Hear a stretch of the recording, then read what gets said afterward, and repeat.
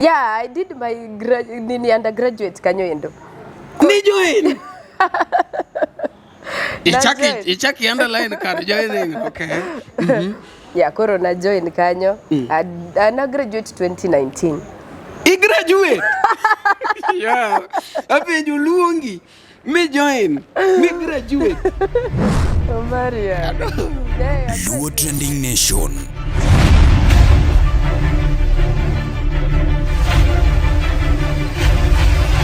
Mopandi inyenyo elela.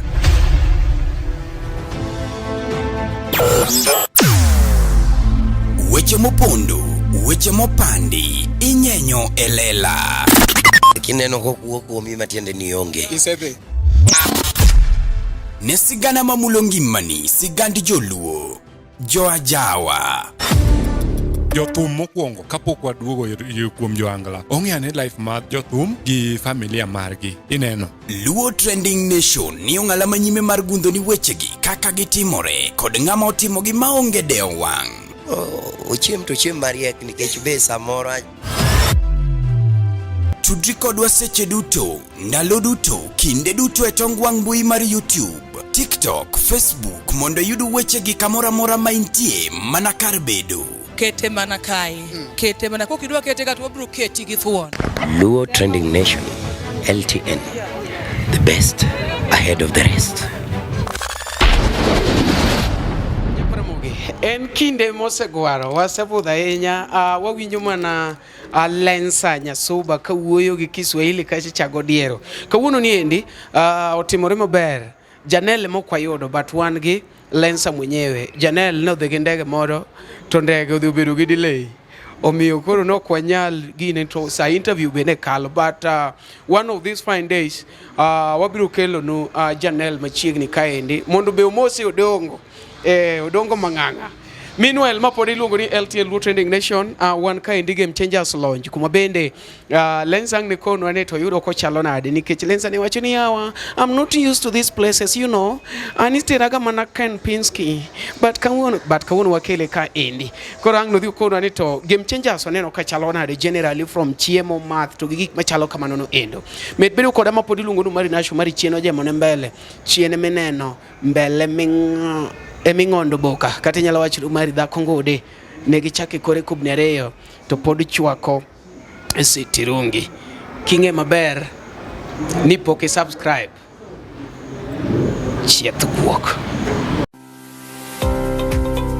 Nyakораmogi, be isebedo gi achiedh nade ka ipenjori kama inyalo chwalo lendo magi ne jopiny. Obed lendo mag ohala, lando nyasi kaachiel kod lendo mamoko mathoth. Bas, kik ibed gi kionko moro amora ni mar LTN Luo Trending Nation ni ka nikech in. Wan kod jolendo man gi oteku kendo nigi lony mamalo mar chwalo ni lendo meki ne oganda. Ne ler mathoth tudri kodwa e nembniwa magin 07 11 92 32 74 kata 07 02 39 55 62 kata 07 68 21 42 45. Bende nyalo oronwa ote e luotrendingnation@gmail.com. Lendo manimba managi LTN Luo Trending Nation.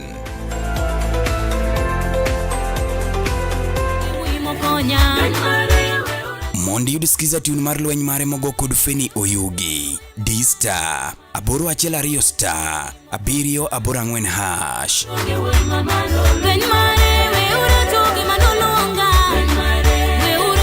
To set lweny mare by Feni Oyugi as you skiza tune, dial star 812 star, 784 hash.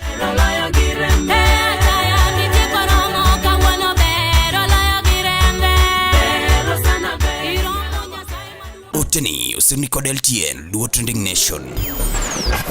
Kama sawa sawa kosa chaka pog mati mara ni podo ingo mani Enyawe kamano bro chandi level mondo yodi dhi chandi but kama ka koje kete wewe ket marori na mere koro kawuono wach ni ole kama kare koro samanga metu to imbi bed mari koro waket maka Mjuku chal koda embe nosetieko crest ne. Waber maber. Bas koro kawuono ne kaw simu ni jo Jerman dhi gocho ka dhi chapwa kawa. Kauziki wadwa chako gini matek wadwa riembe manoma ok odhi mako simbe. Very nice. Lensa Nyasuba. Jawer, actress, TikToker. Kan TikToker. I can TikTok Marinash. Inango. I'm content creator. What is the difference between TikToker and content creator? Masani ngata kala usibeno konani. Yeah, by the way, umaringeni ano kan TikToker. Koro we learn the difference. Okay. Difference bar TikToker gi content creator in kama indi. Content creator bro create content mare to post a platform momiwa. One get a lot of platform. One get TikTok, one Facebook, YouTube, IG, X. But a TikToker and bro you don't gima ngato se post ja content ko se post content ne or rely e content jot content otimo gimiluongo ni challenge sana omiel ama yeno onge content moro makipenje ni timo content mane onge gimuchungo independent okonya define ni an ama comedian kata an artist kata ineno otimo morado gono mayom madhigi dho ko yudo ni moro ji mielo omiel ko yudo ni lip sync odhigo yano or rely e content ji onge content mare onge original content mare alright mane difference so you are not a TikTok no I'm not a TikTok. I just post my content at TikTok. You're I post it everywhere user. I just use TikTok as a platform. Ndio the difference mara hiri bi winjo duond Lensa no duond Lensa winjore walora ne mara monikona bi winjo duond Lensa mara Kaloso ki winjo Kaloso wacho ni sawa and sawa alright ingene wan gi light kaendi mani gima jo kamera kia onego be ni iting'onwa lweti ni kiyiengo kamato samoro kwaneni Lensa we wacha kodi ji nyalo wacha ni ati Lensa Nyasuba to samoro they don't know your history or who you really are. Maybe this Lensa is just a nickname or stage name. So who are you? Okay, Lensa Nyasuba. My real name is Lensa, no? Nyinga is Lensa. To Lensa Nyasuba koro is my stage name. Nyasuba koro nkumai. Dongi Nyasuba tinge ijelu. Yeah, koro Lensa Nyasuba. Nyinga in Lensa. Wachelo no werigo. Nyasuba. So you used your original name to give the place me I. Kamano. Mokneti. Okay. But jimanyo nyinge. Iyudo ka wangi wuod Migori moro iluonge no Omboti Chief. Omboti ok name ne. Wan gi jok mopogore ma use different name. I don't know why you chose to use your original name and original place. Okay, gimana timo? Nagero ingene sana Lensa Nyasuba is a brand mapidho Lensa makuro Lensa. Donge. Koro kana manyo the brand name to no kada dhi mabor kiane kia twech nyakara kiango na wacho ni nyinga ni ben nying ma unique ingeni nying mar Lensa no kinya yudo go ji mudhuru Lensa no thin sana koro nangiyo feel atemo kata go Lensa Nyasuba kianga ji ne onge go in fact sani ko kinya yudo jo mabet biro Lensa Nyasuba Lensa koro wacho ni to kadu the du gi nyinga magine ne manoto dier ni I do they do kora decide adugo kamano. All right. Odiero chuori en kanye. Odiero no dhi mjengo. Dongo Odiero tikeni jam mjengo. Dhi manyo. No, it is an argument. Odiero chuore Odiero chuori. Anta nge an weri koda. Anto koro dongi nge ni weri koda. Joge. Ngatu gochu na mapenja. In fact, I'm very sorry ne jok mose penja koni bwana. Koro mana ngumi penja no bwana. Lensa nigi account maji followers thoth kacha. They kacha one of questions. Odiero chuori. Like okinya gocho na tipenja unless na kelo Lensa no. Ochak wuoyo kani nikech gima mama dhi kone to dhine ni Miriambo oide un jo sele ngato kona ni un selepe ugine upandoru kore biro ka. Odiero chuori. Mano penjo. Okay, koro Odiero chuori. Odiero and husband of the people, tani people. Aro, bwana gini josebedo karito. Kaka girito no kaka nyiso gino ni Odiero we anyis gi ko sine manyisi ino kiriti do sine magirito.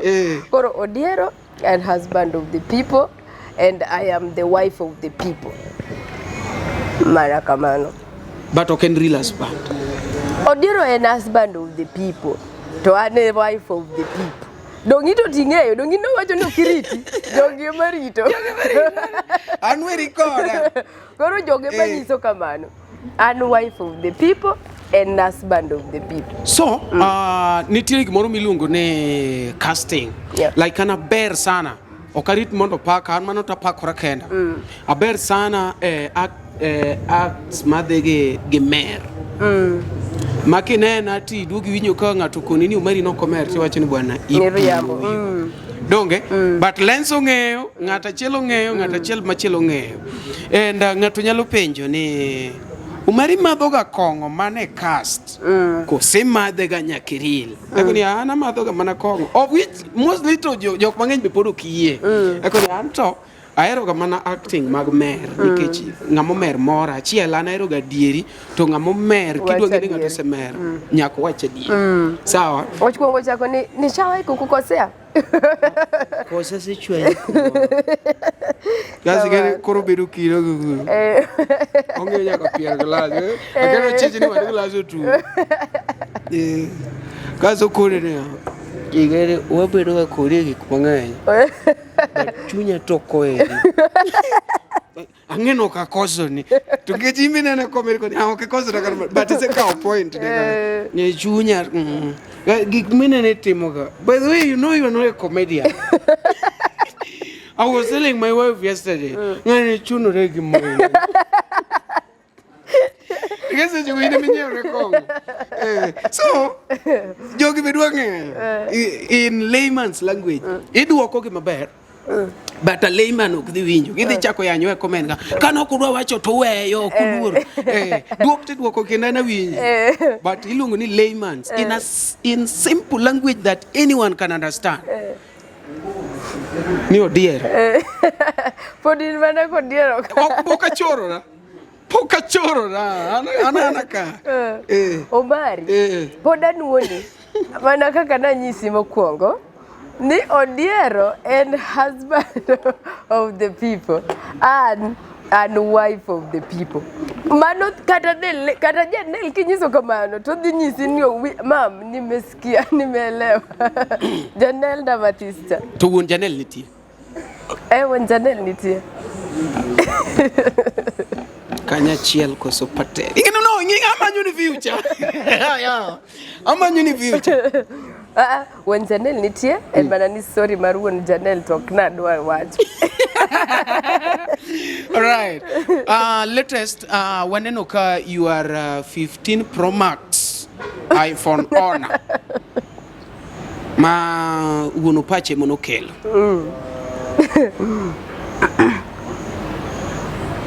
Anari to penjo. Okosa mano penjo se penjo.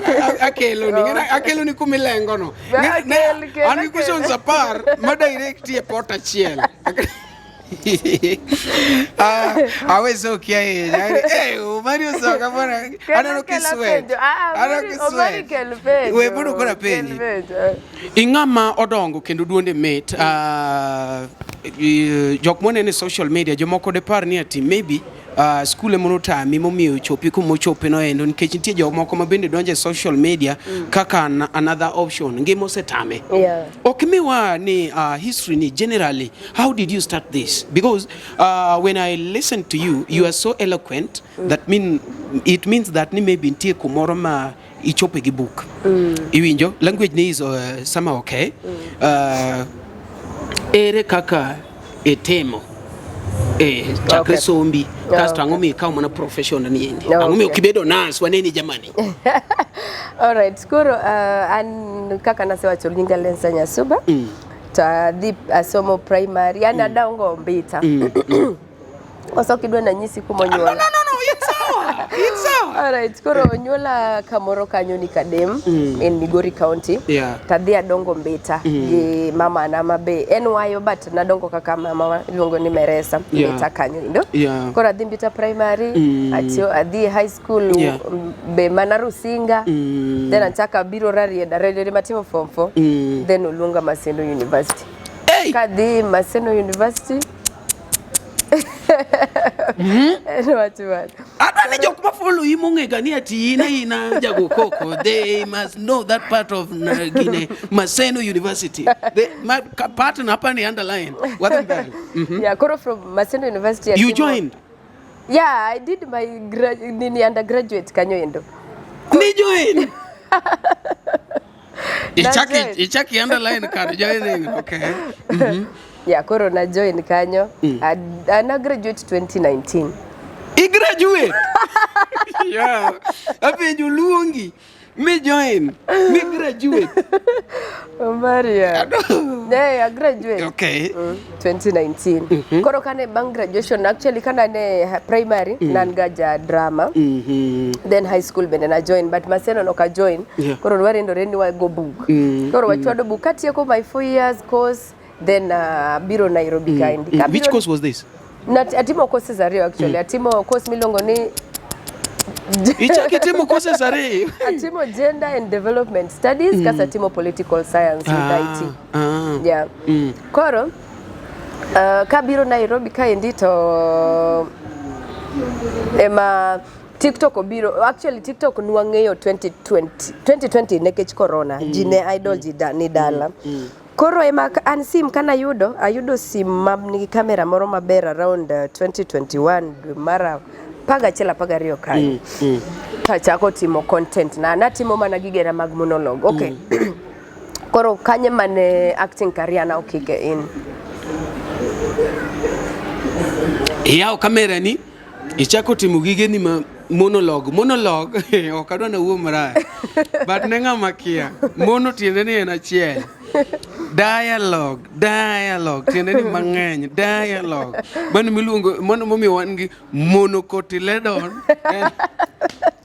gidaikotyledon koro mono tiende ni iwuoyo kendi jomoko koro mose mabor gi kizungu kaka wan koro wacho ni soliloquy kanyo kora ngawe kora wuoke dialogue kete mane goroba soliloquy solo ene gimiluongo ni solo be en achiel emomiyo wan gi solo verse to gi choral verse bwana mamba puonjo gik mabeyo ngima wa gin jogo ma wahero kuonde ma wasebedo kanyakla kod kinde ma wakadhoe kodgi. Hikori mar paro kinde ni e yorno manyangafu kik chunyigo kibikibi ni mar The Nash Pictures sani timo photography, videography kod graphic designs man gi siso mamalo. Obed arus, obed nyasi moyiedhi, ingo odiochienge kaka mag nyuol, mago duto watimo e bwo ot achiel. Chunyi osegombo logo mawuoyo gi nyadhi, posta maywayo ji machiegni, kik chandi, rieko wani ka mar miyo paroni duto ngima manyien. Yudwa e YouTube, Facebook kata yuanwa uno e namba wa ma en 07 11 92 32 74. The Nash Pictures, waparoni kinde, kendo wandiko sigana. Sikiza tune mar Mili Nyarasimbo mogo koda Miso Thwango. D-Star, 860 star, 461 hash. Ingena eri maradieri, magima nene chwanya kodi, manono gina biro ng'eyo.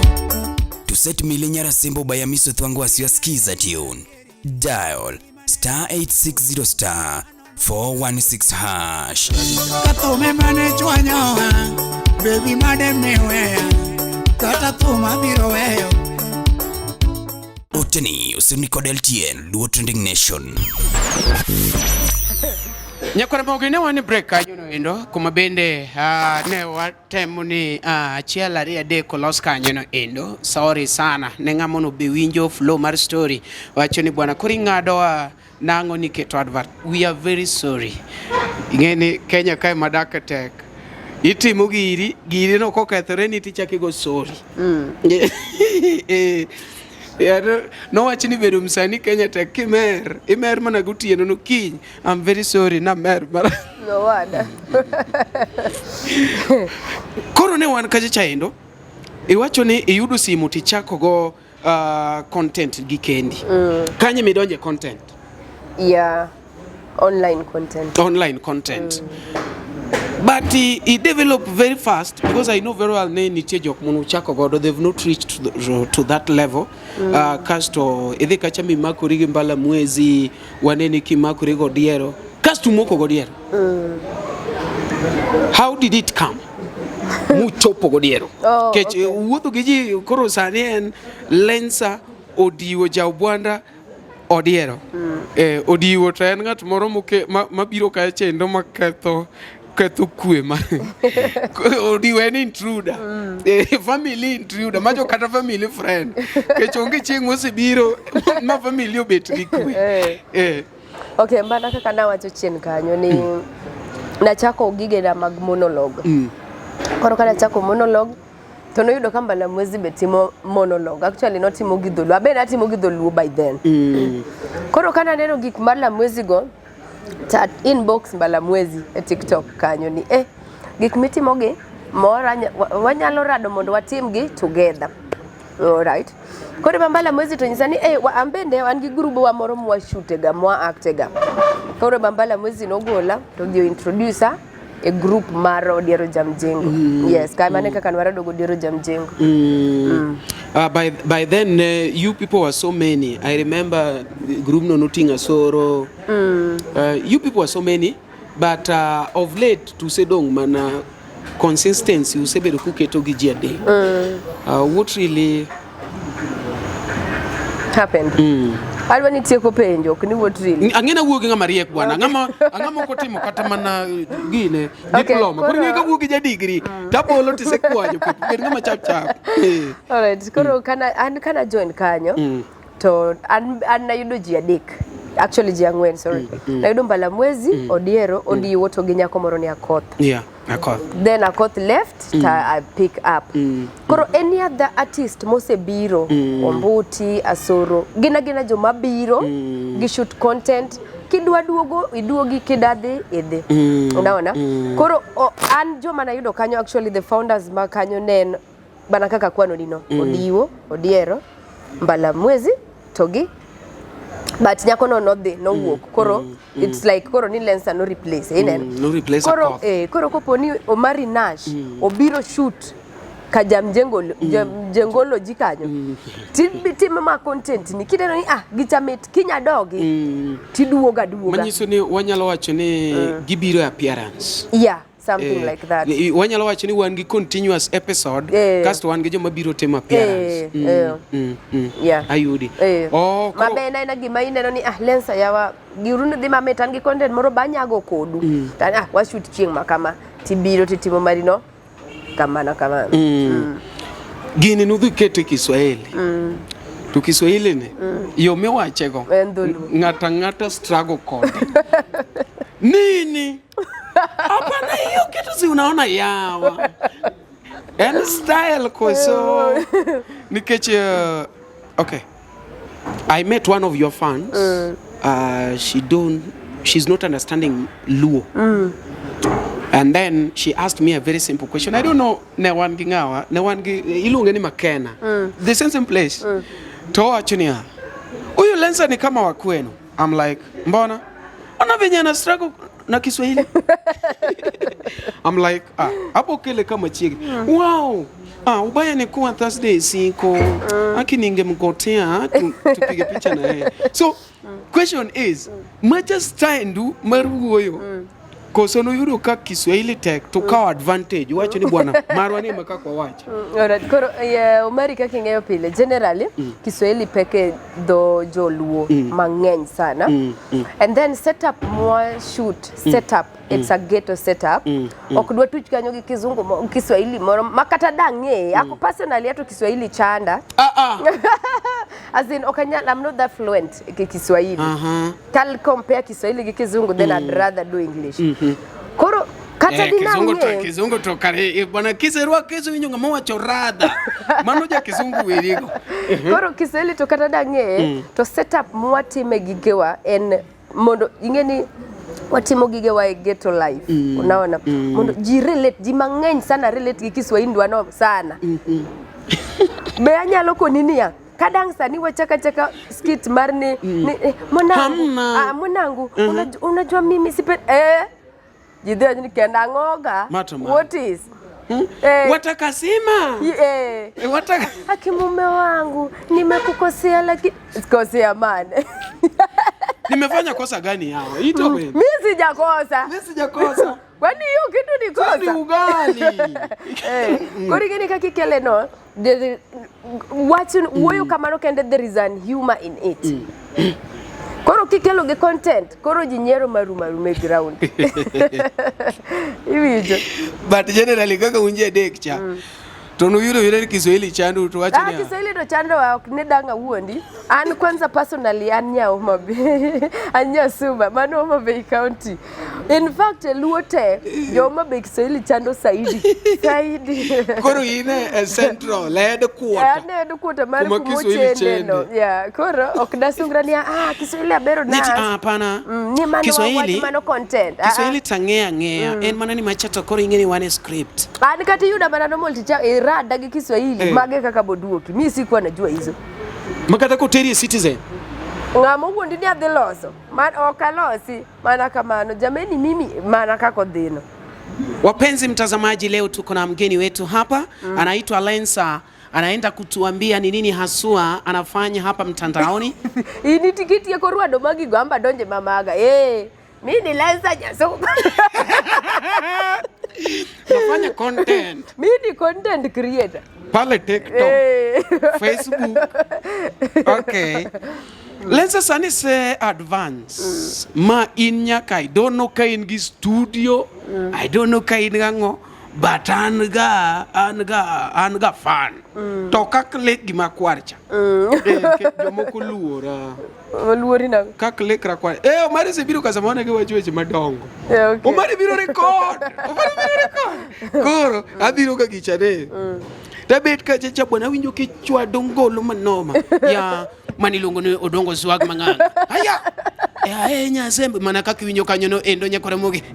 An podi luonga ni Lensa Nyasuba. Ora penjira niya. Kidingeni rwako nyaka gicha. Mai rwako. Ere kaka gine timore. In gi full studio ot koso ere temo gicha na. An gi studio na moro matin. Actually Omari king'eya. Maparo ni ng'eya. Kana chako TikTok live nagoga ngoma ufa. Aketo thume ufa gisi moro to ufa ne magoyo koro ji sherekea era ina ngoma moro but quality ne not fine koro I remember there was a time many timo TikTok and year party something like that get a DJ to napoda tiyo gi ufa no obera ngeni kitiyo gi ufa ka ji join guest to thumuok ka gi otudhu maywa koro thumo it's not enjoyable koro ng'ato sene inyalo advance gini mana one of my viewers mi nyiew gi moro ma di go live igo thum kanyo tinini to koko be onge kejini ufacha bene koko jolandi nini ba viwa nano be mano nyiew na gino iri yambo to donge makonino koro viwa nani kose nyiew na gino gimidhi go live no ochalo gir DJ inyalo duoko DJ oko chal en gir DJ to kaja nyiew ni gir DJ actually ochalo oken nekech gir DJ chaneno ka duong sana macha na SD card moro mok duong nena gimo matin kama eto en gi gigo plugs kiango kamano then sound card moro matin kama inge sound card ng'eyo mera kamano koro igole thum kacha agolo thum koro sani atugo thum gi computer to an live gi sim koro kikwayo most wende gine YouTube koro I do they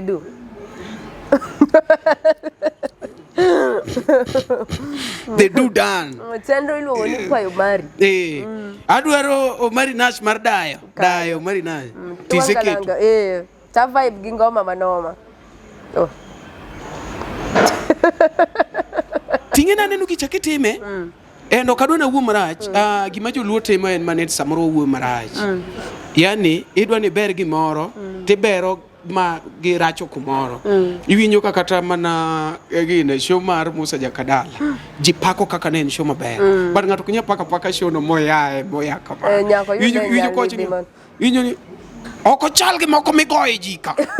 Oko ni show maber. Koro imbo kadoni wachi okadwa na wachi ni itimo gicha maber makore lona kata mana presenter wacho chen itimo na gicha maber. To ne in ga gi lek mar bedo radio presenter nikech duondi be oye. Yani tie jomoko be duondgi ong'akore sana. To kaluongo ng'ato yani kaluongo ng'ato. Koro Omari an by the kana dongo. Nadoga bedo journalist. Mang'eny sana journalist. Koro I didn't know ni gini it was just a passion in me where ledh kizungu matin. It's a passion. Kizungu kikiledhe. Ka jogi winjo kizungu kata ki offer ni ati koro wadoka kizungu. We are good to go. We are good to go. Alright, koro journalism, sorry. Na passion ma ena gimani. Ochalo talent moro kanyo mania ni yeye. Inborn. Yeah, inborn. Koro kana chako the live koro kana tiyo gi sound card ni. Tebe maji e comment section ngato penyo ni TTS station bane. Ya dole ya winjo ga Ramogi. Yani se wo Ramogi duogo e odi. Yani vitu kama hizo niketi ngeni. Iko ni awanga Ramogi no pok na dhi na le. Ana nyera. Makoro tinda loke ni Nyasuba TikTok FM. Nikech nyingi station oroma. Hii ni station gani? Hii ni station gani? Awanya Nyasuba TikTok FM 98.5. Girundo 98.5 sijaipata. Ajize nien mana live ka. TikTok. 98.5 but mana TikTok. Kise follow. Ibiro bet ki yudo live. You follow you notification. Ibiro neno wa live. Koro en ga gima ne mania ya manoma. Ochalo remo. Tidak Nairobi nyathini to ng'edholu nane. Dongan maloso kode. Gidolu. Ya to chieng marieny dala cha nyathina ket gi Kiswahili mama dhi winjo Kiswahili dango. Nyathina ka wach dholuo. Ma in gi vision mar dok dala. No, dala dong wadok ga. Seche mwadok kata Desemba dong wadhi dala. To mama wadhi wuoyo gi nyathi wano nango kata dawa. Dhi wuoyo gi nyathi nango. Dawa kia Kiswahili ng'e maber ni dhi maber Kiswahili parallel. Buar. Ni ng'e maber riyo maber gi Kiswahili to parallel. Buar gi dwa kawe mok ber ahinya. Koro kanwa dongo kama moneno kata kinde kutindi maten kama. Mani sepong. Idwa chako mielo thum. Ibiro we school to in nyathini mielo thum to tin. Kendo ong'e wero dongo. Aya, ya Nyasembo. Ya Nyasembo. Ong'e geno gire Nyasembo. Nyathini wero. Okine ni in kaka ni dongo dong ni dongo magu gik minitami. Odong, sorry, Omari. Ingini kaka nobedo brought up. Nani luonga no dongo. Odongo. Kaka nobedo brought up. Kata gimitimo ni ng'ato ni nyane nini raura. Ne mako microphone. Yeah, gima parents wane kia. Wea kudhu ni gini. Babo podo kudwa gini nyaka sa. No ketho fi. Yeah. Nodwa no luonge ne wuon daktari, wuon japuonj. Kamano. Koro gima ansa na mako microphone ba. Koro gima parents wa netemo avoid ne gidwaro ng'ama rieke class. Weche moko go werigo kabisa. Jo drama to koro nofuo makoro idhi kanyo. Jo drama to nyaka jopuonje otemo no madharawe e sikul. Ine nini ati in ma iso seleme. Okay. Koro gima sani generation wane wa realize ni talent ni chudo. Talent pay kendo talent ni nyalo keti kuma kata ja class cha onge. Mano giming'e. Koro an awacho pile. Janel dongi neno ka wero dongo kendo ero wende dongo sawa sawa no nyisa nyaka ni dongo wende mar simbo denyo cha dongo no miye mondo dhi ogol donga loso gi thum wonyasi kedi ni iwero part moro to wero part ipenjo ne penjo mang'ato nyalo penjo ka wendo dongo cha wer mego 13 minutes Janel osekete wiye wende adek be nitiere kumodong manyatheche dhi kete chemistry. Okay, koro wer the whole wer to konya mago kata ino kidima kuwende ngato 13 minutes. When I know 1 minute ma trend no emo mako. Okay. But kidwa fwenyo an gina fwenyo from myself. An nana all round student. To gino be aneno kuom Janelle. Janelle kidhi e class, seche mitimo kata inge academic clinic tinde timo. Ionge nyathi okinya relate. Bwana, gogi matendo ji nyiero bwana. Okay. Koro samitimo academic. Iwacho maleti, ito wach ga di. Dok kata ini epo ni wuon Janelle. Koro samitimo academic clinic. Iyudo ka japuonj, in fact kidonjo file Janelle, uginyisi huyu ana shida. Janelle Mari Nash. Ok ni apako Janelle. But gima Janelle nyalo somo at her grade maintie. I don't think ni anda nyalo timo. Koro Janelle is also fenyo ni embe na all round. Obere class. Academics obere. Eco curriculum and all round. To be ok da ket nyathini ni kakorane maketo dongo na winje od. Koro ingeni gim ok dinyise ni we modho pigno to ito drede tik modho pino. To dongi nyalo madho kongo. Takwe to nyathi an rage na oyiena metho. Jokong to kdawache jokong kaka timo gi nyithindo to kange. Anago ni mambak. Ibe kanyoge gi experience. Koko kanyo to kdamun. Kara yudo kumoe. Kara yudo ime kumoe. Okay. Kara kong kanyo to kda akia ka gitimo gi nyithindo ma nyithindo ok madhe to gen gi madho. Pikai manyisi. Koro odongo no winja ka winjo. And then Janelle is a fast crammer. O cram fast kabisa. Koro ko winji itima tema challenge achiel ni kiny odonga losoge ene odongo koro odonga losoge kaka nitie moro miloso kiwero line achiel to wene line moro to wero kiwero line moro no wacho ni wa compete mano competition ngama mit ngama duanda mit. Yeah. Okay. Koro emomiyo iwene that freedom.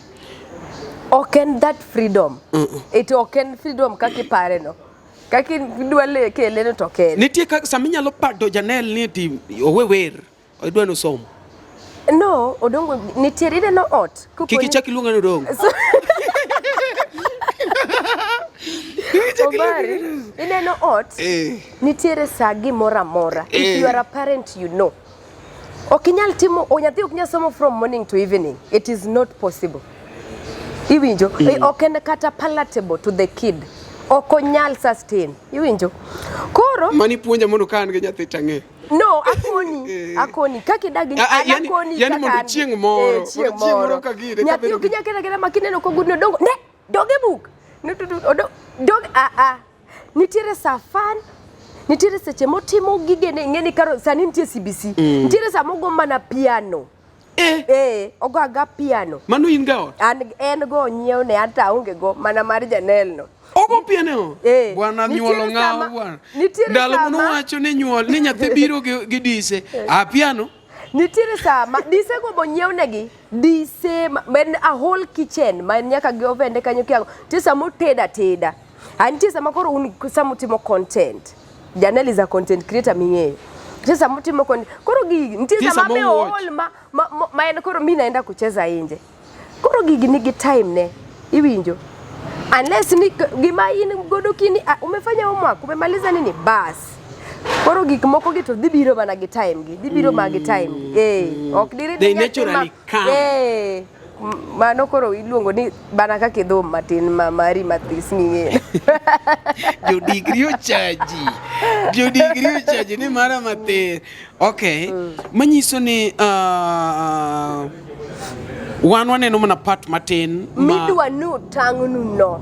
In fact mano gima ji mang'eny kia part madwani ne maketoni part mana madwani if anything rejalo chako ni ke Janelle chiew my daily routine modhio madhi chai modhio timango mogore gi gigenego moti anyalo tange bit by bit but okadwa koro ntiere moko mabe private as much as ni one social itango ni tanga 1 minute mar odongo mana 1 minute mar enjoyment partner koro ni bia gi negative comment ni nyathini somo sad to ingo kana nyathini gi gin ya njoka nyathina jogo kaya ni makoni nyathina onge abo ka mami akodi dio ingo nyathini maponi nie chongi no okawacho mosenyuol wacha kuma nyathino tie chong to ne penja yeye duoge mal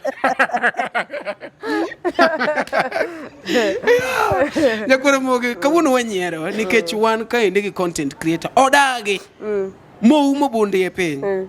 Akiani be no neno komo bume no smooth kata raf. Kejike kan raf to ko nyalo chuko ni mang'eny but odagi ni oken TikTok. En content Omari. In fact kiwacho no dagi to kata be in layman kanyo. Okadagi. That is a fact. Okadagi. That is a fact. I think you see the difference between a TikToker and a content creator. Mainawe no muga mamalo sitiyo makori yuwa waya tafenyo ni podi. Podi ramo na dagi. Okadagi. I have given you the difference. That is the fact. TikTok. It is a fact. Okadagi. Dan TikTok atacha ni atan TikTok ajodala wa kata kidhie page kanye bro yudo katimo challenges magodongo, atimo challenges mag Lensa Nyasuba, atimo ineno. Jothumbe ng'eny mawer mamit. To choose mondo pek mi Odongo swag. Oka choose ni peka mi Odongo swag. In fact, Janelle mu choose pek kuom Odongo. Janelle ine mi introduce. Janelle winji kiwer. Janelle onyuol nyoro. Wende mokram mamitne. Mowinjo ka mene goyo. Let me tell you, kidhi ginena angena timo ga challenges nyaka mag wende jowangla mang'eny sana. Ibro yudo katimo ya watu koro manu tidwa dudhe du nango no. Ibro yudo ka challenges ga anatimo challenge ma kiyudo indani kanyo. Okoth jarapogi ni kanyo. Wan gi kadori kanyo. Nyaka Mondi Serotek ndi kanyo. Ato kata mara machwado ni kanyo. Odongo ni kanyo. Koro madhine mamit mokram words mamit. En manodu Odongo Simbodenyo ni. Simbodenyo. Ema koro yani yote dhoge. Koro amigeni kase yote dhoge koro watimo kod yani encourage. Koro sama encourage yani dongi ngeni nyaka time ba post. Nyaka time koro mage mayudo kayope Simbodenyo ni muoch. Ine mitanoge mama Kisumo ka. Itugo gi Simba mama Kisumo. Okwere kamano donga. Koro mani do temo ne Janelle inga but no problem. Janelle deni ka do prove iro. Pi magi nyathini. Ene ine mitu wadhe. Ine mi pondo ne Simba. Ine mi pondo ne Simba mama. Simba.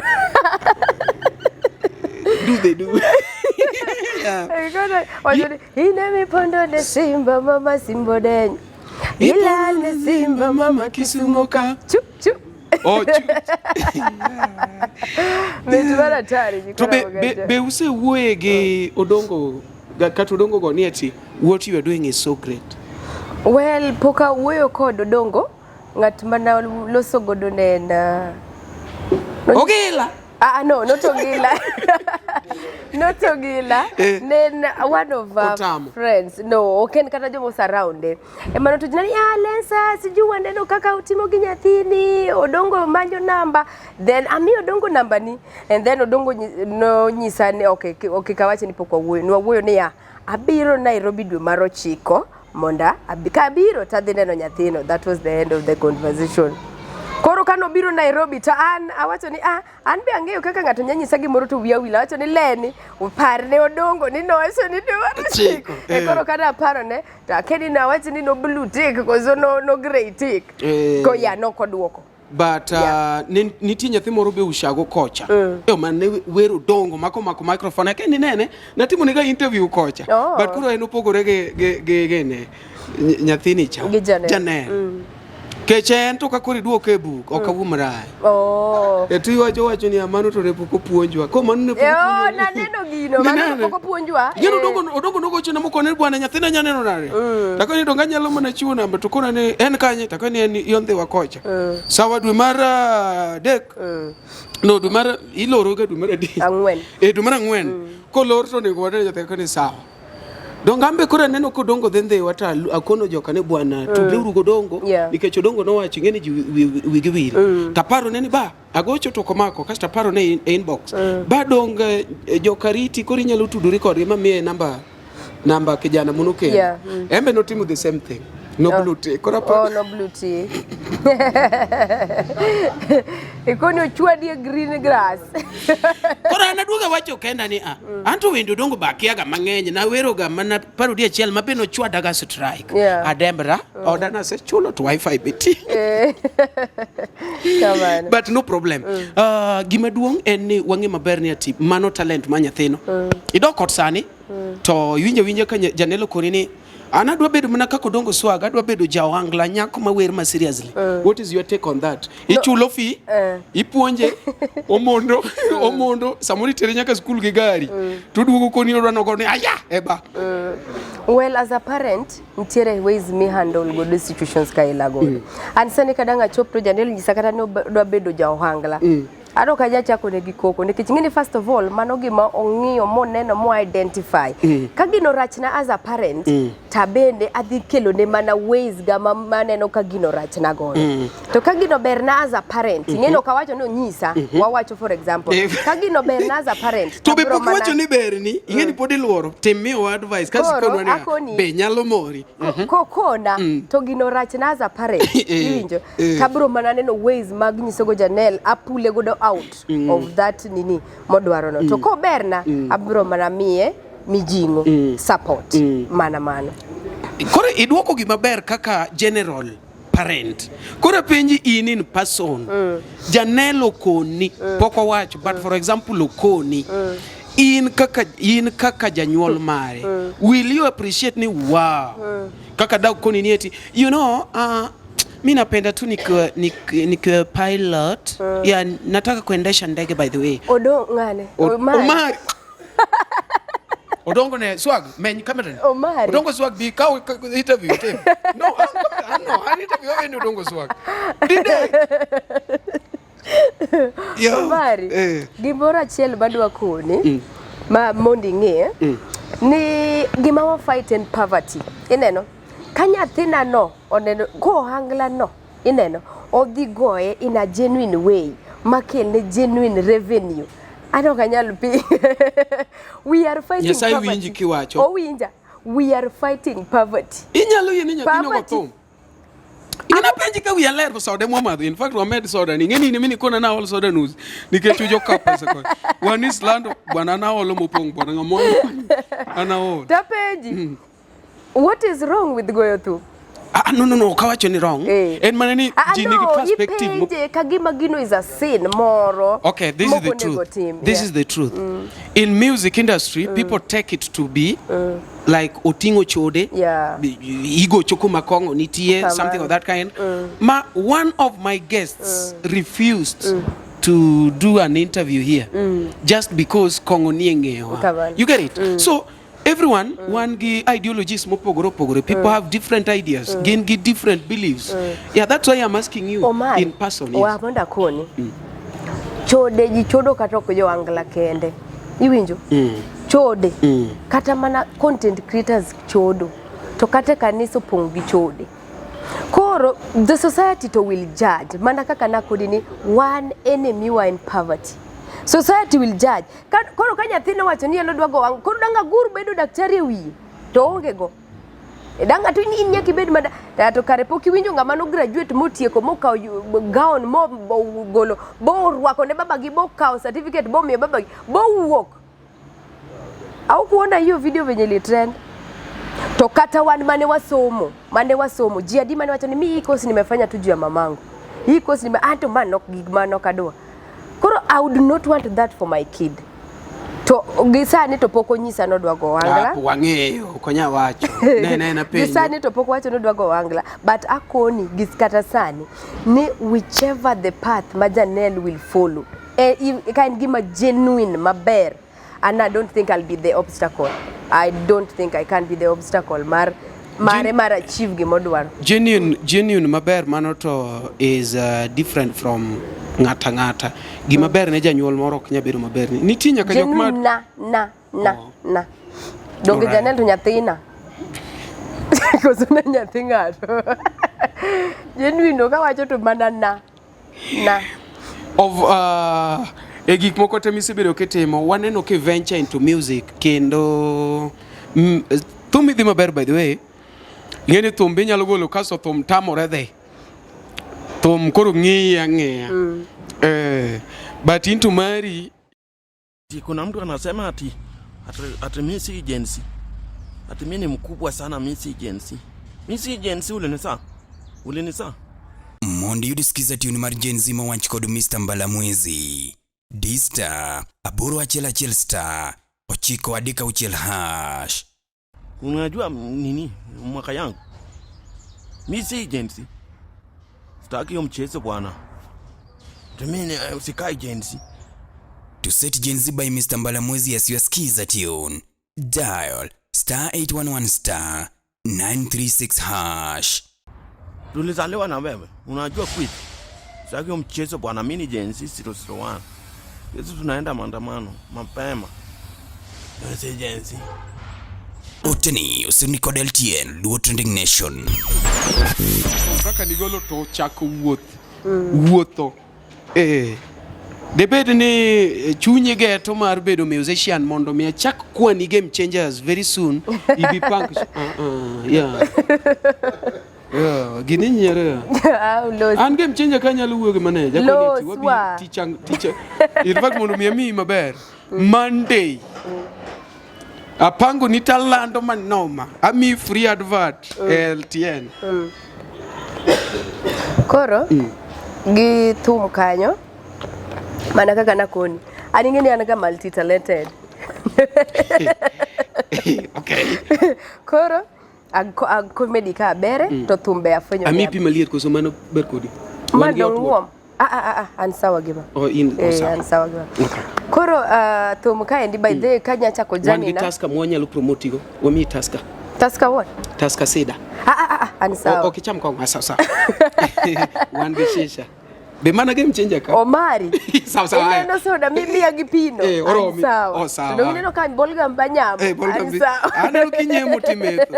Insa magi gik mitime polo. Wadhi mbele. Poloche medo be achiel. Nengo. Inengo be. Dong mor kich. Ginango gadieri. Koro ingama wuoyi, ingama nyako tafadhali. Teme metho tinengo. Nengo itimo ga kocha. Okay. Koro kadwa chako ni akege mipenja about that music. Your music. Don't you tima. Okay. Nitimo ga comedy. Kasto nwangei gi Nyasuba FM. Koro sane Manyiso ni Omari bingeni tum YouTube nontiere tum manago 1 year ago. Ifo kachieko nwago kodi. Okay, inya pa. Apenjo on behalf of these people. We record. All right. Nasi kunini akeduoka. We duoka ni ati Omari mwana kaduoka mani nge. No. An kai on behalf of these people. Ok ginya yudi. Ipo ni jitenya. Kawuno kanga togoni simu ni ya Nyasuba. An Game Changers. An fan ni inya luringo mibire ka. Koro ana luongi on their behalf. Nikech ok ginya yudi. Koro ana luongi on their behalf. Otherwise story okanyalo bira ana ngenya ka kumedake. Yeah. Angenya kumushuti. Angenya kumushuti go. Koro gimoro mama dwara nyalo biro but ka luongi ka on behalf of these people. Your music journey idonjo angla. Okay. Koro my music journey wadete back kana die studio Mbalamwezi. Niluonge ni OJ studio. OJ studio. Koro kana die studio Mbalamwezi. Mawane jok mono ni studio kanyo. I know. Kono jogo. Okadona watch kenda but berna kiwacho. Ne kijana moro ni Pasijo golowe. Yeah, Pasijo. To no manyo ja backup. Manyalo wero backup. Then at the end Pasijo emowero ni watch manade mawiya paro nyamama nindo teko tieno. Molaindo be waloso mana kanyo. Nwaloso chiengno. Ne jinguru ni. Kaso watuchu magi weche. Watch manade mamiyo paro nyamama nindo teko tieno. Ano chopo godhiambo jaera paro nega nyako. Sami ninde, sami yonge bata. Nyiri dung na kitungu. I remember that day. Okay. Yeah, Koro, that day, that was my first time in studio. Then a team of backup Maromatin. Koro Jay, okay, don't that ngeri na angega ni mate nekech na werega kate choir e school egine kanisa. Ana jaul wer man kataka padri no chu. Tane mao mo wer mi chungo go padri. Ko kigidi wan wanjo pamo kwanjo. Kari mano ningo bedni kata wendi odongo. Oningi weroge pamo. Yo acheni kaka nyambete. Ni osetinge nyambito settinge nyambito settingo ichwado gi nyundo to pamo mar siria. Mago to magi. Agodo. Monting mo chwado kipamo go to magi. Ana jisi ni wer to na werga. Iwacho ni dongo kinge maber ni duonde mit welengo kamano Koro kana the studio kanyo endo to ka team of that backup as record to je wacho ni ya Lensa duondi mit manade. And then nyako moro ne ntiere kanyo na Akoth. Akoth ne dwa wero boyfriend ne. Ta Akoth de miya gini ni awero boy. Mano was the first thing mana record. Weluor nyakwara moge gik machalo kamago be nyaka kadhe. Wadhi mbele. Koro kana timo song ni to wuok to wacho ya mano an kora winjora ingeni kora winjora kose recorda haja ni muoch manade tema koro wajo nyisa ni we bede talent ni ma en gimi nyalo timo. You can also sing. Yeah, nyisa ni Lensa we bede talent ji mang'eny gomba bedo gi talent ka ilagi to in godo tema a record ne baba wa moro en loka iluongo ni Okwama a record ne wer kaluore gi history makia ka ngago kaka da chiemo nago koro Okwama ni kadhi agolo ne wer mane first song mana kete YouTube nano mugolo gi mabul wagole gi mabul jodala wa railways buru chamo wa manoma to wagole gi mbala mwezi we did a duet gi mbala mwezi koro ema man in fact wer mi dena golo nyoro ni na wero the mokwongo ne kata Okwama no but Okwama mana kunga release nikech sendi Okwama ne ntie as in sendi ma release Okwama ne nitie akia kielewa sendi en pesa spole koso ango mubagi Okwama pesa Okwama ne nitie sendi mi release godo wer mar Okwama poda noyo sendi mi release godo wer ngene an kaka na winje macha na release ni chalo ngama kone ni no lao ka pesa Okwama cha pepe mago to propaganda mato jakure but ber kwalero sendi mana mi release godo wer Okwama was there koro tu magolo nyoro ni osedak for almost 2 years olinga koro sendi neno yudore nyoro makoro dagole no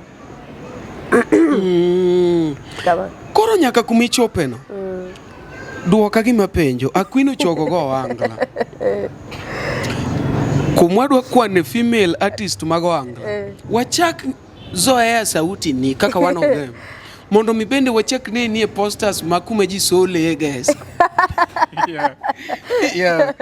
Kitu wakuchako kwano sauti na mano is well and good nekecho kanya wacho ni ngende kada sade ng'ato jakunyinya Nyasuba wera ana chiko ma studio don't kose do achiko ma studio koro kanya wacho ni ariyo goro maroma welelore nyathi Josuba we amatuma ana wero wendo na mano example ukaweri kamano wale leo no tokani time nane ukatemni donge nyalo gona kata mini go latest ni to prove kech jogi ngeni nitie ngama dwa dhi e gine nitie ngama dwa dhi e YouTube ni ko winjo kaka duondi flow meme ya kapela moro mate abi ya kapela moro mate amode nepi modi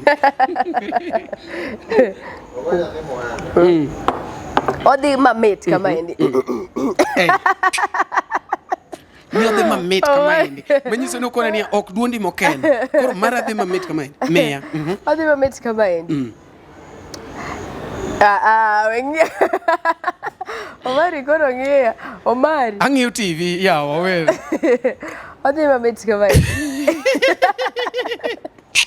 I say odi mamit okay meya koro iluonge no Gwela Mawendo we wuogi jogi ni walo iluonge no lang gino chara iluonge no Gwela Mawendo ene YouTube kanyo ange koni mana part matin madhi mamit manyiso marino ni katimo anda beba nega kangajagi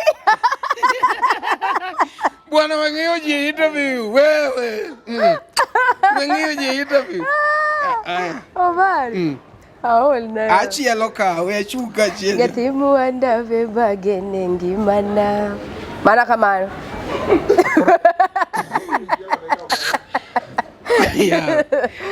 Omari wonge fan nitie to ni mabor but wachiri tieko kodi dhi yaw maodi anona ngich onge gigi koro Lensa gima na penje niya Nitiere kaka ng'ato nyalo donjo e field mar music industry mochak pango shows. Nyiso niya, nitie ng'ama tima music, owacho ni eti an recording artist, then wan gi performing artist. Recording artist tiende ni anyalo record mana wende na, but kumoro mibiro romo koda ni eti ago thum. Onge. But kasto wan gi performing artist. En wanyalo romo kode ka, wanyalo romo kode ka. Nikech artist isebedo artist. So that is what I'm asking. Koro gisani an recording artist. Okanyang wacho mbele. Gisani pod an recording artist, a record mana wende na irado godo e social media kun me post giego. To maybe later anyalo turn mabeda performing artist, but poka obire pacha. Maybe later nyalo biro ni aleni donje mana chake perform ineno. Mana kaka ngano nyisani an gi kalab ko lwenyo kibi goda anyisani to wenda riyo go aka go mapiny ru ineno. Koro maybe kase release maybe kata gina par awacho ni ng'ato nose nyaka luongi adongan collab ko lweny man Thursday ka Thursday onego bedi to bere ni chwako tuwe amene ne chonyi sani kik chandi medo ga nyaka gi mag ji dongo madako aya ya enya semba dongo ti dako makamini daddy jasala Makamin daddy jasala tama Makamin daddy ogela lagi asia penagi wali wangu kamano inda mai kinde to inda ni tinde dako yao osi no okay koro maybe onyalo wacho ni later inyalo neno kaka itimo pesa dima duong mo the highest amount miseyudo from Sana. From what? Sana. Ageni ijao mabe from Usani. From Sana. Sana. Wanje mabe walungo ni from Usani. Ngado nyinga marusani. Nyinga marusani era maber mabapa. Sana. Usani enu ki bawo. Ani gini yudo kamoro ito ingi tochi mari yudo Sana no ka. Sana do to ingi tochi mengano mnyisi. Ibiro ngaro nagoda. Yudo Kiswahili achiel idwa ni ngarna ni Sana. Enuoyo Sana.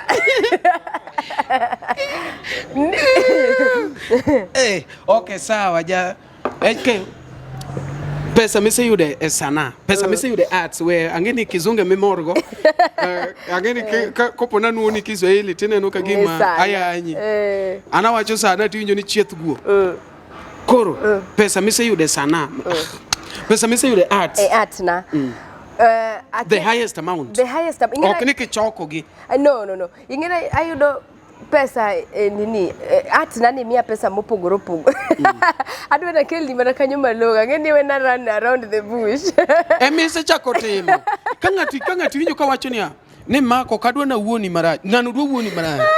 Okni kata na yanyi but TQ yugo. Donge winjo kangano ya? Already koro kangano wacho niya. Okni apita ndo ise chako. Si mondo kikoro kikaleri kama na yude kare. Lera. To komanda lero tiwacho no. Koro art mia sendi kopogore gi means mopogoro. Jito nyaka nyier sendi no. Sendi no endo luma mit. Sendi no ngen pesa. Koro art mia chula e yore mopogoro mare. Art chula through YouTube. Art chula. YouTube se chako chuli? Monthly. Per month. An brand gine na sort ga YouTube na kanyo mus. Atukara uondiga. Kare wanda chulo month. Angni konya wadi. Koro YouTube mia. TikTok mia. To gi endorsement be mia. Ingeni mano is my usani mokelo the endorsement. Koro pesa maduong maseyudo e art kaluore gi weche adego en 150. Wenyero an poka yudo pesa no. Okay yudo. 150. An poka yudo. Kingeni nyieri pani ati mari gini jokose do meyo. Paul. Ngeni mandu koro kinyiero ni ati ne mor. Mandu koro ani menyiera ni art poko konyo. Yawa. To yine interview na. Lensa nitie kaka wanyalo bedo serious modhi bali ka chokenya nyiera interview. Anya. Inyiera. Pole. Asili. No, jamangi wa kiko gire. Ageni jomoko dhi attack Lensa ni by the way anyako no joga kanyo rudo na. Wan kanyakla. Joga Lensa bende. Ya Umari to kawuno chand. Wewe. Relax kia kaka nwa gore si mwecho poka. In watch kumo ligo we angi duoge nene. Koro. 150. Cash money pap. Yeah. M-Pesa. Koso cash elwedo kose bank. Don't kuri chuligo mano is an endorsement matimo. Kuri chuli matin. Chuligo per month. Matin now. 150. Chuli for duration, for duration muwinjo rugono. But gimise wacho awinjo and iduoko gima penjo. Ngato ne kanyo mo bende the highest amount mo sayudo en 2000 e atska but chora. Nitie kinde mabiro. Noteri e university misomo gimini somo gondo itimo nyaka courses areyo ma I graduate mi rwako gudu kenda ngene go picha mama wuke to kumoro kata babau kata iwadi imbe ngao kumoro. Be okelo gimoro mesa koso sani ti donga ja arts. Monda koni somo kwa somo pile ka pile it is not a guaranteed ni gimisomo no emidhi yudo tije. Be ing'eyo? Ani makono ji weneno ni nkech koro kamera si mbele na koro ini game changer the fact inena ka Joseph Kong winja the fact ni nasomo a course moro to an a survive gigi moro oka regret kada but oka regret so lakini ngama school ok konyi be ok kar duoka ni Umari kech kata ambe ntigi masomo ingeni zama penji gini ambe ntigi masomo ma adong mana ke title eyoda okay and I know very well that as we learn we don't go to school go to school or we don't learn to be employed we learn so that we can know how to live with others and to survive. You get it right? And we should not depend on the employment. We should create an employment and employ some people. Kaka makoro chiemo batha kata de chulo.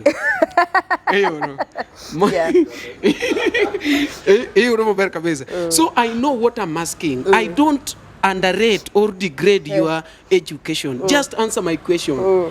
Profession dibe kelo chiemo aduoki kumo kedwano ikuonge duokane akuri ki explain. Okay, sawa. Okay, gisani ok kel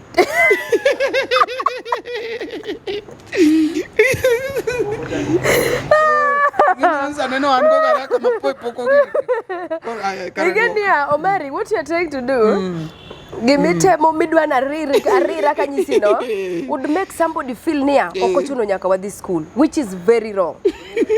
Iwinjo? Which is very wrong. School is a scam. No. It's not. Okay, wamedo gi ujanja but school is not a scam. Omari. Reasoning mari kaka ideno kumibede sanene.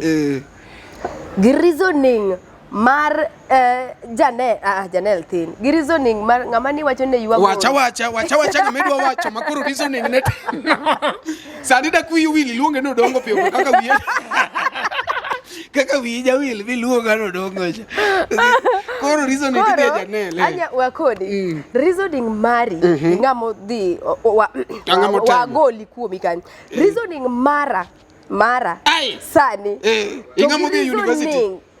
Ngaba ndi university to reasoning maro mari kumari we panjo wawa nyisi okiboketo wache dhoga Umari to reasoning mar audio no an example no okay mano cannot be an example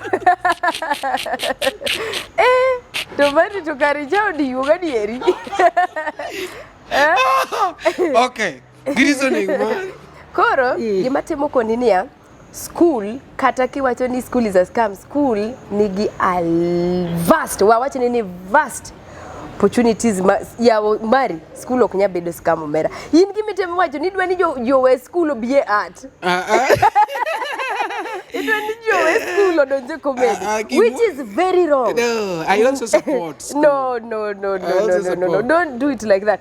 Okay, support. Support ni wacho ni school scam one gi basic primary nyatiko se chopo ya berio wawe anga manyono buko nyono book Nekech bugi no, ineno kata art nino kiweye class 3 ijoin. Nitiere tables ma gi class 3 gino okidhi reason gi jogo.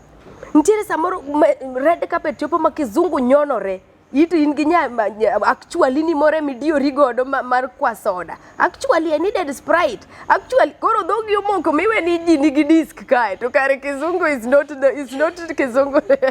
Ena koro ji osom mondo ji obed gi that intelligence, ji obed gi reasoning, ji obed gi ineno ng'amo somo ni kata understanding mar ng'amo somo, ways of tackling things opogore gi ng'amo kosomo mang'eny. Omari makanyo tok dang' iwuonda ni wawe school wadhi e art kwaja. But gimini timo tok kel moko gisane. Kato kokel to konya. You don't want to accept first. Ang'o moni accept? Okay, ang'eni course mana timo to kabedo employed go. Okomia mogo. But I don't regret the machop masom course no. I do not at all.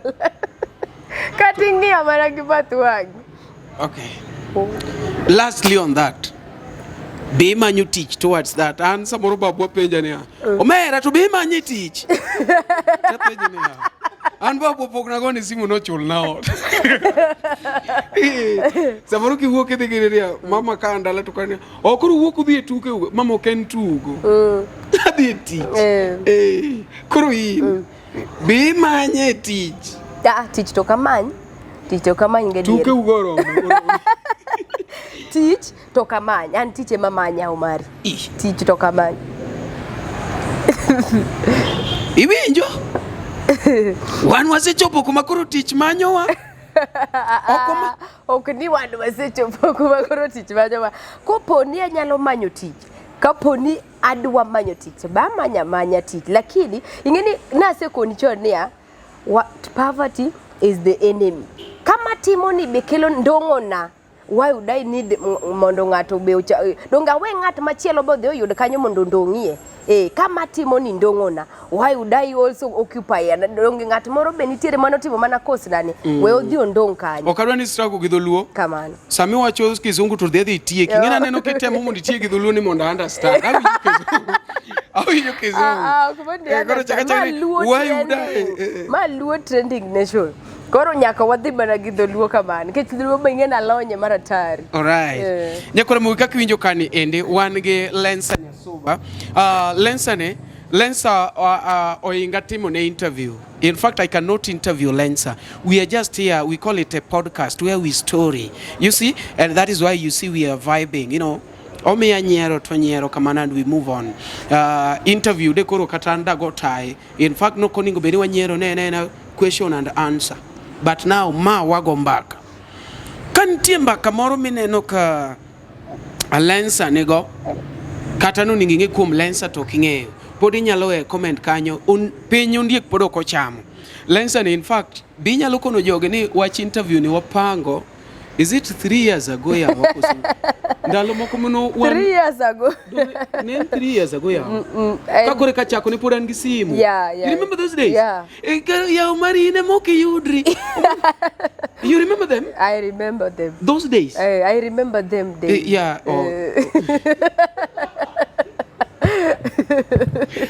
Those days. Koro ma is badi na koro kata mana talk 4 years pod wanyalo duoko penjo midwarogo kata mana in the next 1 month anytime we are very flexible koro inga mani kanyo to pok ntie gima ne dwani wapenji to yudo inyalo gine haya ji ong'eni ati kopo ni ati isewuok makoro jopiny ong'eyi nitie kuonde mono ji manyoga seriously akeni sani to ji chalo nade adhi e TV like nitie jomoko mabiro mi pressure sani ni ang'amo ni manyo tich Ramogi mang'eny be bwana man tich Ramogi jomoko bende onigi dhi Churchill show kuonde gi be sedhe ambadwa ni LTN ochope kuma ng'ato wacho ni to dak isechopo LTN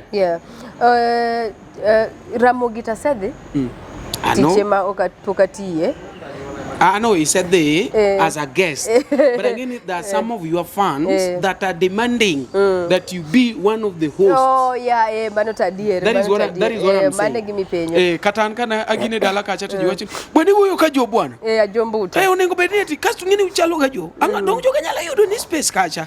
Gen giwe ni space yoda. There bwana na chalo kajo. Achalo kajo bwana. Achalo kajo miuru space batajo. Koro ripenjo kadwa dhi tich koso kaka handle kapachi bi osebede ne onego bed koro be amba bede a news anchor kata bede maybe atai chenro pacha to osebedo by the way pacha osebede gadieri amba riek to ngene ka biro kele boy pacha to osebedo to poketemo atwa moro poketema atwa moro masani kopono mi call to you can respond. Yes, sani ko miya call. Wadwa ni ibitan wa chenro machakore sa abich. Toru mo sapagari okinyi. Antie achako karango. Achako karango mheshimiwa. Achako ya mana kaka ni wacho chien kanyo kania lensa be idwaro tich. Nitiere tich ma gisani kuma ngato chopo, nitiere tich ma kitimo to kokel impact. For example, aningeni natiyo then I resigned. Yeah. Nabiro Nairobi teach, ano kabiro nyere TikTok. Ano kabiro iwona mara. Koro I had a job. Koro wane jo manyere TikTok. No. You came for a job. I came for a job. Indiwe manigi mama wacho to inima ataki ya. Awacho ni nabiro teach. And then I ended up resigning. Hiwinjo. Koro nitire teach moro makata kasani ngato luonga. Wawatan. To iwei. Nitiere moko mibowacho ni ma ibo decline to nitiere mi ibro tim. Koro mar TV miwacho no mano to kadanya dinai mano to bro timo kaluore gi gimi feel miero in you kamano to koterie mar degree ni cha koro kata mar degree no luore ni miya godo e okang' mane ing'eni nyalo nyisa ni nitiere awelero Wangenge no luore gi okang. Ibiro accept ka luore gi okang ma intiere. Kechambe okairo yuara gi director mani adwa target. Anto we wacha target nyaka chiu. Target to kata no yenye sikul. Bwana kata min nyathi onge maber ni awambe na fail katin to min nyathi ni dwari to ni bwana koro kidwa koni ni ndik gi min nyathi ni fail owada kare problem to min gi onge ngani yawa ana yuga go kar mondo min gi bedo pen kata book ne chan min gi koro kar oramo ni I'm paying school fee and I don't see any change yawa bwana school ji okete brand manyien mana mache mo oinere nitie joma neni tiknwa gi jok makoro neni magin gi siko mana oko kacha ni yawa agombo bedo kaka Lensa Nyasuba migi wach ngi kamera kora ngi kamera to kamera no charo wa charo to koro ngi gi piny okay an gima nyalo wacho ne ng'ama chunye gombo samoro en kanyo dala kanyo odo bedo content creator ama kumora mora ma untie udi kanyo tini awambe chunya gombo monda bede content creator Omari the first thing manyiso ji we biro e industry gi akili mar pesa. Number D we biro e industry gi akili mar pesa. Mano gima poda nuonu. Kar pesa nadwa ni huo maber nitie jomoko musiko mani ng'ani wa to tok chula. Ng'ani watiyo go tok chula. Ano wo iwo ana mage kumakete gigene iwo koro we biro e art gi akili mar pesa we manyo pesa we peso manyi gi art ni we manyo pesa gi art we pesa mo manyi iwinjo the moment mise biro gi akili mar pesa ino warigo do gi pura nyanya gi pura bon ka bondo iwinjo kise biro gi adniba makate timo magi moro diwet gi moro gi ngato mathin to dakion na nyami alufu do nge danga tim ko di challenge to kata gi mimia danga tim ni challenge to kata gi mimia onge kori weni nyalu fadek moro momino koro ni dhi konyi sana ok dhi konyi we manyo pesa gi talent we talent manyo omanyni pesa iwinjo. Number 2 gimanyiso ji omari ni wacho kano chako ni gini nwachako chon tineno mana ka consistency wadong ji adek. Iluongo ni consistency, hard work, determination to gi creativity art worker. Gik mokadi tiketo Mungu to mbele pile. Iketo Mungu mbele tibedo ngama nigi hard work, ngama consistent, ngama nigi creativity iwinjo to ibro mana survive. Koro jibe jawachga pile ni Lensa ambe an gi mich mar talent ni ineno adwa ni jola danga join group no nade ngeni sama ngato wacho ni danga join group no nade o expect gimoro at the end of the day. Adanyiso genia mana kaka na wacho kachako nia start from where you are. Chaka gi kuma intiere no. You never know who is watching. Bengi ngino mari. We plot ji. We plot ni hey. Don't plot them. Yeah, let them plot you. Ikasa inbox ya wakini yambe wacha team kuma intiere no chaka gi gima ingodo no simbino ani winyo mana kanyisini ana was doing a monologue. Monologue ani emambala mwezi ni waneno rego. Kae motimo monologue no. Ema jamjengo no nena mana gi monologue no iwinjo. Ne oganda Luo kendo e piny Luo. Oganda wapong kod were mathoth mapoko yangi. Nyota mag rowere bura dimo ka duond jowa modhuro bende poko winji. Wakelo ni Luo Talent Search mabiro kod tekre makende. Ma en chino mowuok oko mar yango kendo konyo jogo man kod were mar miyo ji nyiero, wer, miel, lendo kod mamoko mathoth. Luo Talent Search biro mar neno ni lek magi ochopo kare. Be in kod oteku mar bedo duond Luo, bedo sulwe mar oganda Luo. Riwri kodwa mondo piny ngima one mich mani ogwedhigo. Ma kik bai. Your talent, our stage. Let the search begin.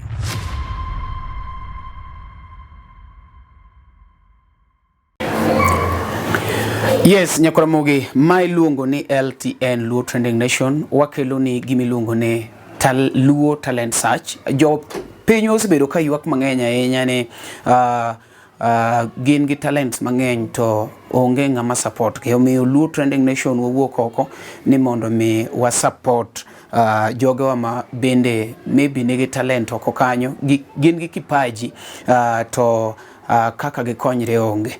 Omiyo wakelo ni Luo Talent Search mabende wabiro kelo ni date machiegni kanyo no endo. Ingama ni kumora mora ti gombo mondo mi bende i support Luo Talent Search. Inyalo wacho ni achung'e thombe ariyo, achung'e thum achiel.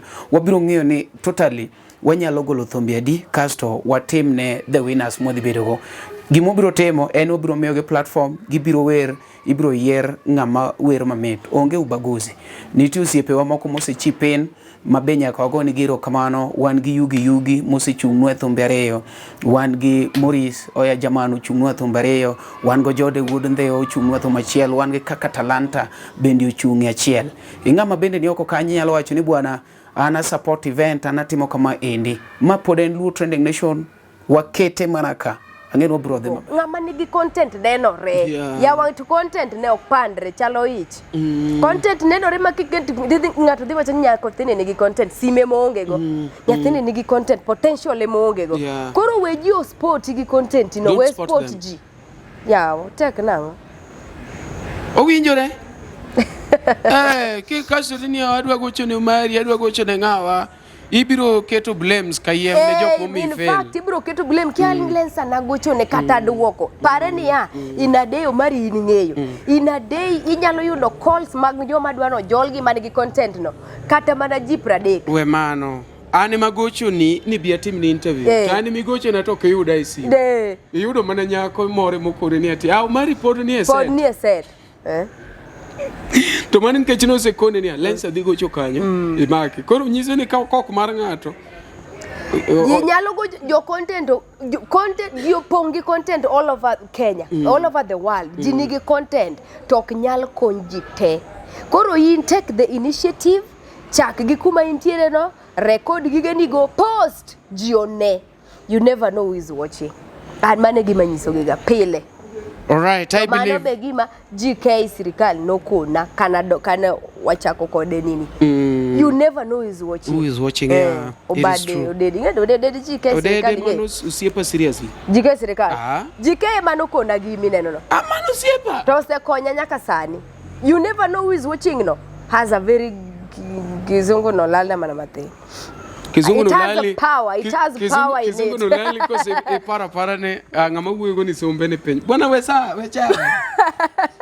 Kizungu kolal, kizungu gimangeni lali makolal tangeni mano to lal. Kiswahili. Yeah, Kiswahili takenda ajamanyo gadieri. Kiswahili to lal. Makata kanini kamera. Jamana no wacho ni nyako ne ngakta amba wacho gikone ni Kiswahili to lal. Mago to bolo mawuoyogo. Mano to kori bra ura. Nyakore bogi. Hapa ni winjo maler kabisa kaka Lensa Nyasuba owacho kendo oketo ni maber kamano no endo olero ni gimoro moro mini nyalo gombo ng'eyo. En mana ni nitie jok mabesa moro koro neni manyalo gombo kaka gi reach out. They don't know whether they'll contact your manager or they'll contact you. If it's a contact, is it from your phone number or from your social media handles? That is where we are now. Umari we nyako no moko konwa ka kwa yude. Jogi yudi na. Niti ngama yudi kata mana mar business. Yeah, eba kura wachano. Koro kidwa yuda an sana mar business go met nagadieri. Kidwa yuda an angera kaka Lensa Nyasuba. Iwinjo? Everywhere Lensa Nyasuba. Ki DM sasa mi DM, iwacho ni DM. Ibro yuda. Kaen DM mar sana DM makidwa na yudi mapiyo, DM ai Instagram kata TikTok mapiyo. Facebook to pong tinde kata toka iwano pong gadieri. Koro kidwa DM mapiyo inja ngama dwa yuda mapiyo monda mi namba mondo wago wala to DM ai TikTok kata DM ai IG. Kin ngama dwa appreciate magine koro wabro tika e DM kanyo. Wabro tika DM kanyo. Yeah. Alright, nyakore mogapa ni iwinjo maber kabisa kaka Lensa Nyasuba ukoni maber kamano no endo o act o wer like awachi ni everything in art poka neno gima Lensa Nyasuba oweyo oko.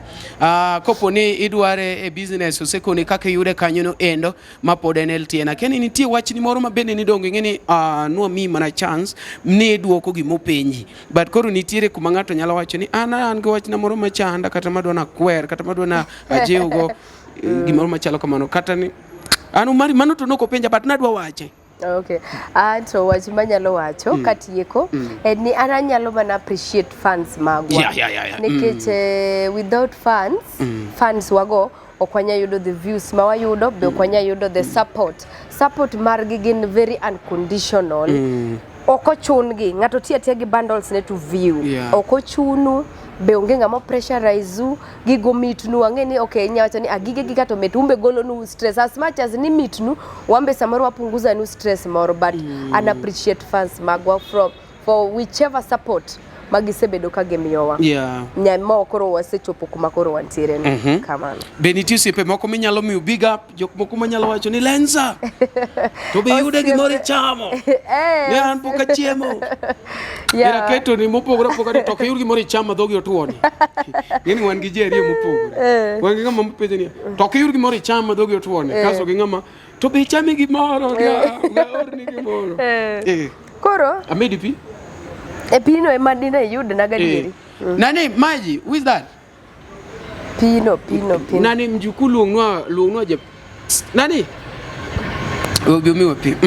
Koro maybe inyalo appreciate some of your friends more say ensure ni friends wawacho ni mose joli gidhuro mari gidhuro yawa to an nikech okaero lawama anyalo luongo moko to moko do to achini donginyo ngane gi donginyo jomo miyo pek mane jogene koro friends to ngeny ma support friends to ngeny mok danga tamra sana joma dwaro ni mana ber ipo out of nowhere ni an enjoy content tu ero chame gimoro mana kaka ne wacho an enjoy content ero timegi kama koro mago to ngeny to ok danga adhial gi nekech wi adhi wil gi nying moko man very sure to ng'ato from there mowacho ni okay karana ka onge list mar friends gego koro lawa mano to kadwa but aduoko ne giero kamano ng'ata mosechwalo lwete whichever way michwale to make sure ni ijola kamoro ijolowa kamoro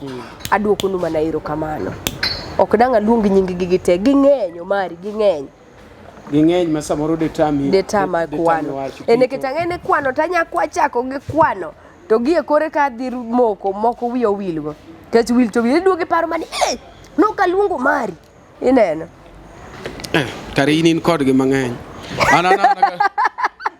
anaga dek mang'eyo ni kose kwano ni yugi to be uchiegni mana rumo wacha ni yugi kore regis ni ten kama chiegni wacha ni anga manyalo support ma wacho nu mari watim kama to nyaloru ni gimo wacha te yugi to gi jo advice an go mang'eny advice to kikona jok mamiyago mano to kanyal kwano mati but ngama wacho ni umari ero kawe gimoro by the way en osiepna apa ni osiepna chiel to dog nigi advice mang'eny pole ibo yudo moro abo bedo siepi and usini nyamia moro ya unu siepi makwano tamu yugi no ya ero kamano nyakore mogi winyo kaka ne wan kanyo no endo ne wan ge Lensa Nyasuba die YouTube kacha iluongo ni Lensa Nyasuba official no mara kasi nyalo dhi e TikTok Lensa Nyasuba Facebook Lensa Nyasuba kamora Lensa Nyasuba medbedo koda kendo chieng machielo mapodo mari nacho mari chieno jamone mbele chiene mineno to mbele mingo mago to magi miwachogo mingondo boka kata nyalo wacho no mari dhako ngude nigi chake kore kubne ariyo to pod chwako sitirungi LTN Luo Trending Nation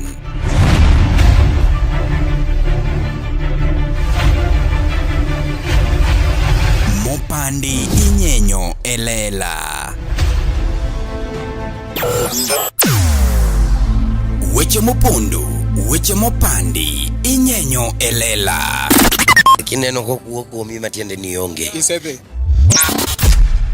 ne sigana mamulo ngimani sigand joluo joajawa jothum mokwongo kapok waduogo kuom joangla ong'eane life mar jothum gi familia margi ineno Luo Trending Nation ni ong'ala manyime mar gundo ni wechegi kaka gitimore kod ng'ama otimogi maonge deo wang' ochiem to chiem mariek nikech be samoro tudri kodwa seche duto ndalo duto kinde duto e tong wang' mbui mar YouTube TikTok Facebook mondo yud wechegi kamora mora ma intie mana kar bedo kete mana kae kete mana kokidwa kete ka to bro keti gi thuon Luo Trending Nation LTN the best ahead of the rest Nyakoro moge joang Mikey en kaka talanta to bende ane channel miluongo ni Luo Trending Nation. Channel ni eki en channel makelonwa weche kuonde magiwuoke kaka giwuoke to bende gi sama giwuoke to mana kaka gichalo yani the truth mita marwa ma joluo ikete kanye ka okikete Luo Trending Nation LTN Luo Trending Nation